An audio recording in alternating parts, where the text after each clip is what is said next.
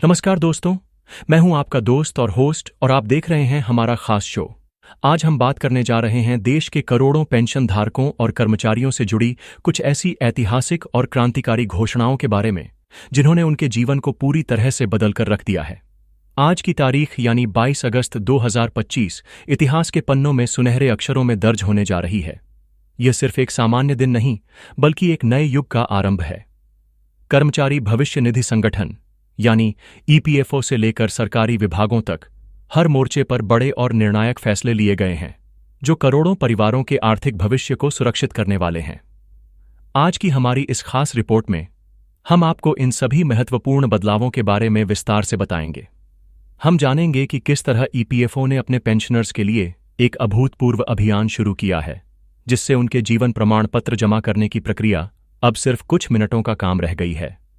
हम यह भी जानेंगे कि कैसे आपका प्रोविडेंट फंड यानी पीएफ खाता अब पहले से कहीं ज्यादा सुगम, पारदर्शी और शक्तिशाली बन गया है। हम बात करेंगे कि कैसे पीएफ खाते से पैसा निकालना अब सिर्फ एक बटन दबाने जितना आसान हो गया है और नौकरी बदलने पर आपका पीएफ खुद ब खुद ट्रांसफर हो जाएगा। और सबसे बड़ी खबर जिस पर पूरे देश की निगाहें टिकी हुई हैं, वह है केंद्र सरकार के कर्मचारियों के लिए महंगाई भत्ता यानी डीए में हुई 25% की भारी बढ़ोतरी और 18 महीनों का एरियर। तो चलिए बिना किसी देरी के इस महत्वपूर्ण यात्रा का आरंभ करते हैं और आज की सबसे पहली और सबसे बड़ी खबर का रुख करते हैं। ईपीएफओ पेंशनर्स के लिए सम्मान और सुविधा की नई पहल। हमारी पहली खबर हमारे देश के उन करोड़ों वरिष्ठ नागरिकों के लिए है जिन्होंने अपनी पूरी जिंदगी देश और समाज की सेवा में समर्पित कर दी है और अब वे अपनी मेहनत की कमाई यानी पेंशन पर निर्भर हैं।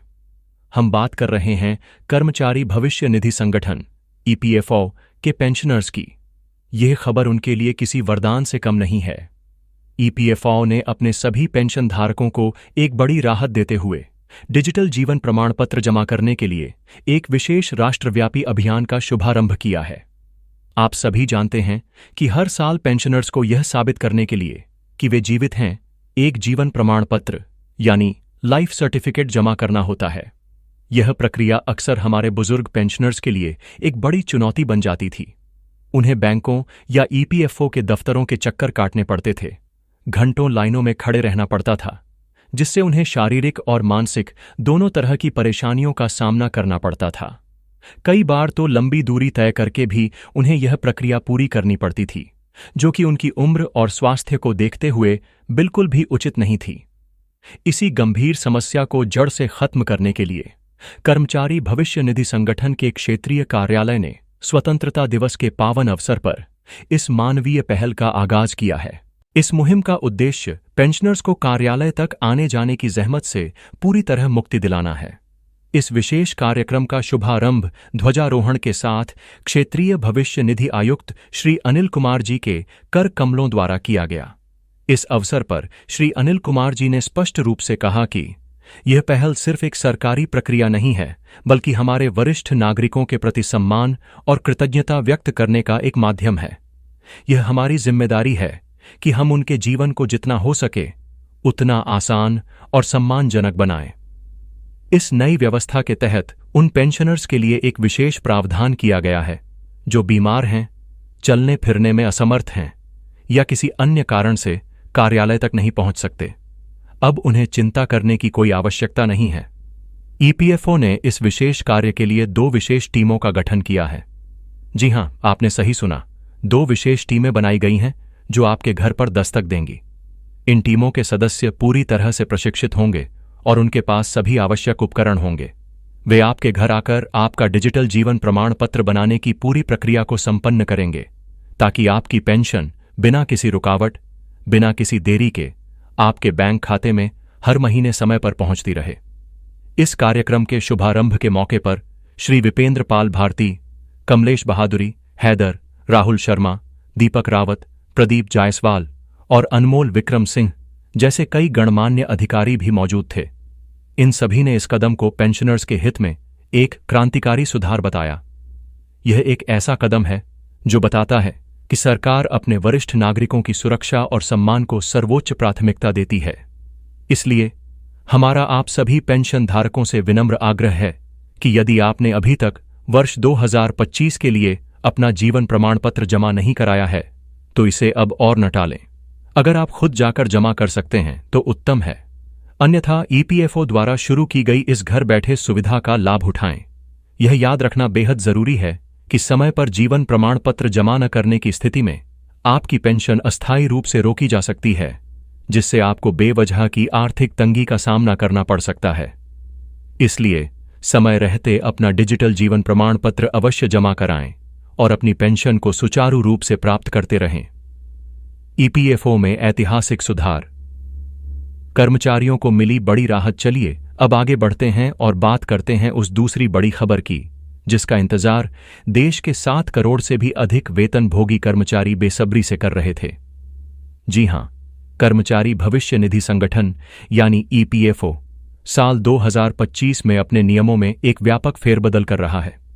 इन बदलावों का सीधा और एकमात्र मकसद आपकी पेंशन प्रणाली को पहले से कहीं ज्यादा पारदर्शी, सुगम और कर्मचारी हितैषी बनाना है।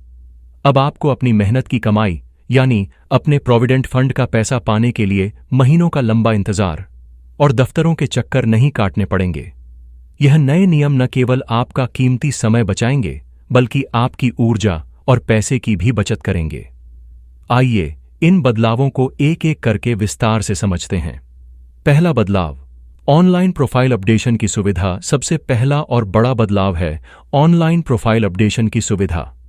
पहले के समय में अगर आपके पीएफ खाते में आपका नाम, आपकी जन्मतिथि या आपके बैंक खाते के विवरण में कोई गलती हो जाती थी तो उसे ठीक कराना एक टेढ़ी खीर के समान था।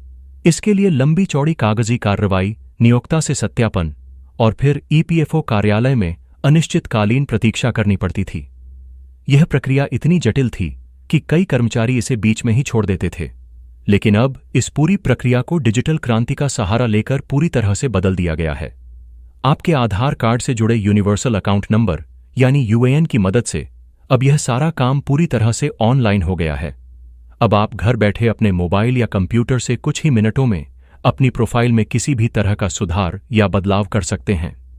हाँ, यह ध्यान रखना जरूरी है कि जिन कर्मचारियों का यूएएन खाता साल 2017 से पहले बना था, उन्हें कुछ विशेष मामलों में अपने नियोक्ता से ऑनलाइन अनुमोदन की आवश्यकता पड़ सकती है, लेकिन यह प्रक्रिया भी पहले की तुलना में कहीं ज्यादा तेज और पारदर्शी है। दूसरा बदलाव, पीएफ ट्रांसफर का ऑटोमेटिक होना। दूसरा क्रांतिकारी बदलाव जो आपकी नौकरी बदलने की प्रक्रिया को तनाव मुक्त बना देगा वह है पीएफ ट्रांसफर का ऑटोमेटिक हो जाना। जी हां, यह सबसे बड़ी राहतों में से एक है। अब तक होता यह था कि जब भी कोई कर्मचारी एक कंपनी छोड़कर दूसरी कंपनी में नौकरी ज्वाइन करता था तो उसे अपना पुराना पीएफ बैलेंस नई कंपनी के खाते में ट्रांसफर करवाने के लिए एक अलग से फॉर्म भरना पड़ता था। इस प्रक्रिया में अक्सर नियोक्ता की आनाकानी या कागजी कार्रवाई में देरी के कारण महीनों लग जाते थे और कई बार तो कर्मचारियों का पैसा पुराने खाते में ही फंसा रह जाता था। लेकिन अब 15 जनवरी 2025 से इस झंझट को हमेशा के लिए समाप्त कर दिया गया है। नई व्यवस्था के तहत जैसे ही आप नई नौकरी ज्वाइन करेंगे और आपका नया नियोक्ता आपका पीएफ खाता खोलेगा, आपका पुराना पीएफ बैलेंस स्वतः ही यानी ऑटोमेटिक रूप से आपके नए खाते में ट्रांसफर हो जाएगा। इसके लिए शर्त बस इतनी है कि आपका यूएएन आपके आधार कार्ड से लिंक होना चाहिए। कुछ दुर्लभ अपवादों को छोड़कर अब आपको इस प्रक्रिया के लिए अपने पुराने नियोक्ता से किसी भी प्रकार की अनुमति लेने की आवश्यकता नहीं होगी। यह बदलाव उन करोड़ों कर्मचारियों के लिए एक बड़ी सौगात है जो बेहतर अवसरों के लिए अपनी नौकरी बदलते रहते हैं। यह न केवल उनके समय की बचत करेगा बल्कि वित्तीय सुरक्षा भी सुनिश्चित करेगा। तीसरा बदलाव, तत्काल पीएफ निकासी की नई सुविधा। और अब बात करते हैं तीसरे और शायद सबसे आकर्षक बदलाव की, जो है तत्काल पीएफ निकासी की नई सुविधा। हम सभी जानते हैं कि जीवन में कभी भी कोई आर्थिक आपात स्थिति आ सकती है, जैसे कोई मेडिकल इमरजेंसी, बच्चे की पढ़ाई का खर्च या कोई और जरूरी काम। ऐसे मुश्किल समय में आपका पीएफ खाता आपकी सबसे बड़ी ताकत होता है। लेकिन पहले इस ताकत का इस्तेमाल करने में भी कई दिन और कभी-कभी हफ्ते लग जाते थे। क्लेम फाइल करने के बाद पैसे के लिए इंतजार करना पड़ता था, लेकिन अब नहीं। ईपीएफओ ने नए नियम लागू कर दिए हैं जिसके तहत यदि आपका यूएएन आधार और बैंक खाते से पूरी तरह से लिंक है और आपकी केवाईसी प्रक्रिया पूरी है तो आप आर्थिक आपात स्थिति में 1 लाख रुपए तक की राशि तुरंत निकाल सकते हैं। जी हां, 1 लाख रुपए तक की निकासी आप एटीएम या यूपीआई के माध्यम से कुछ ही मिनटों या सेकंडों में कर सकते हैं। जरा सोचिए, जो प्रक्रिया पहले दिनों में पूरी होती थी वह अब आपकी उंगलियों पर आ गई है। आपकी मेहनत की कमाई अब मुश्किल घड़ी में तुरंत आपके हाथ में होगी। यह कदम कर्मचारियों को सच्ची आर्थिक सुरक्षा प्रदान करने की दिशा में एक मील का पत्थर साबित होगा। इन सभी बदलावों से यह स्पष्ट है कि ईपीएफओ अब पूरी तरह से कर्मचारी केंद्रित होकर काम कर रहा है। यह न केवल प्रक्रियाओं को सरल बना रहा है बल्कि कर्मचारियों को उनकी वित्तीय जरूरतों के अनुसार सशक्त भी कर रहा है। पुरानी पेंशन योजना की वापसी, केंद्र सरकार का बड़ा ऐलान। और अब रुख करते हैं उस महाबड़ी खबर का जिसने देश के करोड़ों सरकारी कर्मचारियों के बीच उम्मीद की एक नई और शक्तिशाली लहर दौड़ा दी है।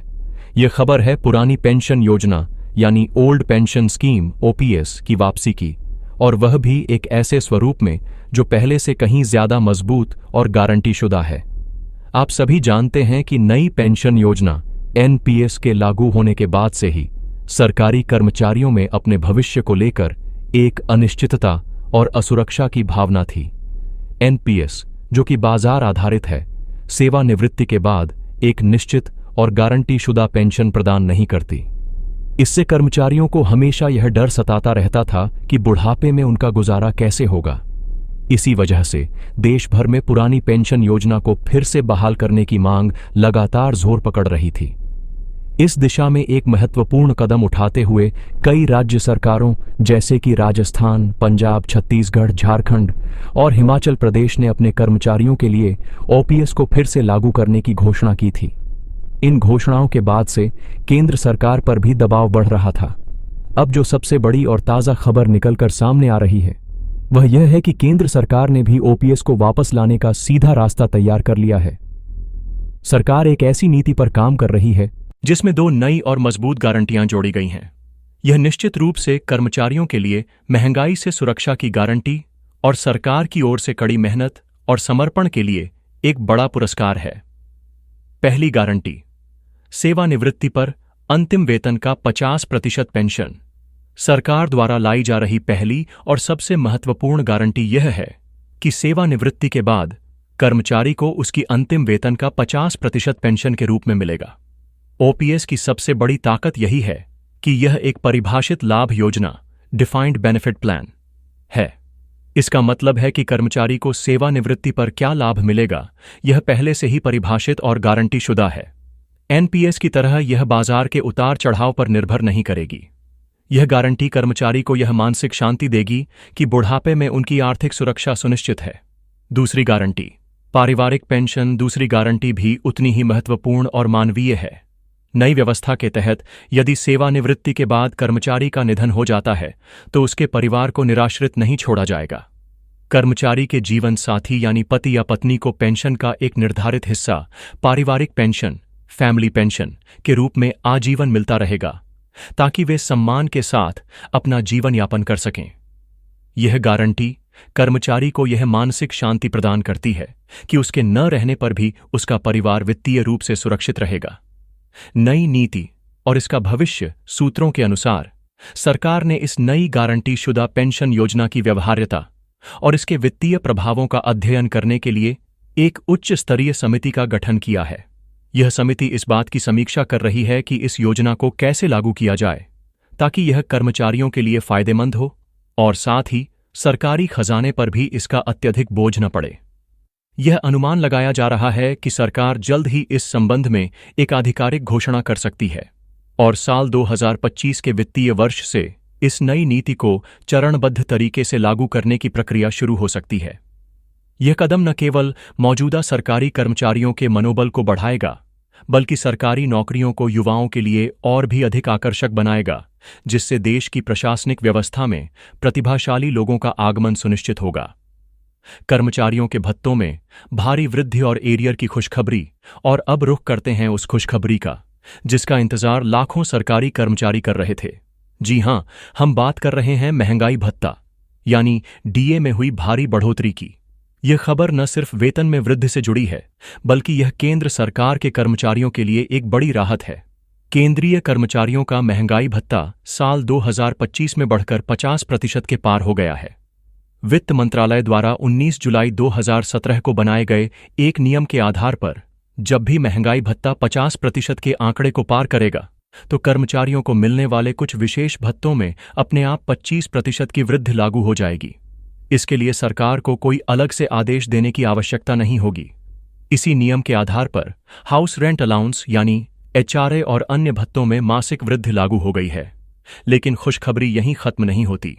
सरकार ने कर्मचारियों के लिए 18 महीनों के बकाया एरियर को भी मंजूरी दे दी है। यह एरियर जनवरी 2024 से लागू होगा। इसका मतलब है कि कर्मचारियों को 1 साल से अधिक का बकाया एकमुश्त मिलेगा। यह राशि एक बड़ा वित्तीय लाभ होगी, जो कर्मचारियों को उनकी मेहनत और समर्पण के लिए दिया गया एक सम्मान है।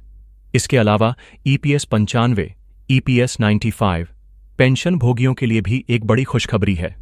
उनकी पेंशन में भी वृद्धि की गई है। EPS 95 पेंशनर्स को अब 8,000 रुपये से अधिक पेंशन और DA मिलेगा। यह उन लाखों पेंशनर्स के लिए एक बड़ी राहत है जो दशकों से अपनी पेंशन में वृद्धि की मांग कर रहे थे। यह एक ऐसा कदम है जो बताता है कि सरकार अपने नागरिकों की वित्तीय सुरक्षा को लेकर कितनी गंभीर है। यह सभी कदम मिलकर भारतीय कर्मचारियों और पेंशन भोगियों के जीवन में एक बड़ा सकारात्मक बदलाव लाएंगे। एक तरफ जहां EPFO के नियमों में सुधार कर्मचारियों के लिए जीवन को आसान बना रहे हैं, वहीं पुरानी पेंशन योजना और भत्तों में वृद्धि उनके भविष्य को सुरक्षित और सम्मानजनक बना रही है। निष्कर्ष तो दोस्तों, आज की यह दोनों खबरें EPS 95 पेंशन का 8,000 रुपये प्लस DA तक बढ़ना और पुरानी पेंशन योजना का 50% की गारंटी के साथ लौटना भारतीय पेंशन भोगियों और कर्मचारियों के इतिहास में एक स्वर्णिम अध्याय के रूप में दर्ज होंगे। ये वर्षों के संघर्ष, धैर्य और एकता की जीत है। साल 2025 इन दोनों ऐतिहासिक बदलावों का साक्षी बनने जा रहा है।